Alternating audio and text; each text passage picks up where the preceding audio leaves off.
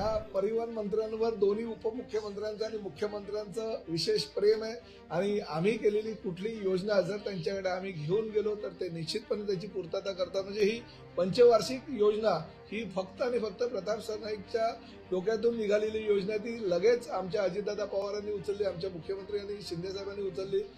पूर्ण बसेस या smart buses असाव्या, प्रत्येक बसेसमध्ये वायफाय सह GPS सह CCTV कॅमेरासह ज्या काही गोष्टी आहेत त्या गोष्टी अपरिहार्य ते बसवणं गरजेचं आहे. त्यामुळे ती योजना असू द्या, अशा सर्व माझ्या योजनांना राज्य शासनानं मंजुरी दिलेली आहे. सर्वप्रथम एसटी महामंडळाचा अध्यक्ष झाल्यानंतर 72 निविदा PPP तत्वावर आम्ही पब्लिश पण केलेल्या आहेत. त्या निविदा पण आता अंतिम टप्प्यात आलेल्या आहे. राज्यातील 580 आगार किंवा बस डेपो जे आहे ते आम्ही फक्त बस डेपो न राहता त्याचे बस पोर्ट म्हणून आम्ही निर्माण करणार आहोत. त्यामुळे पुढल्या 2 वर्षामध्ये बघा आम्हाला राज्य शासनाकडे अनुदान किंवा पैशात आर्थिक मदत मागावी लागणार नाही असं एसटी महामंडळ आम्ही निर्माण करतो.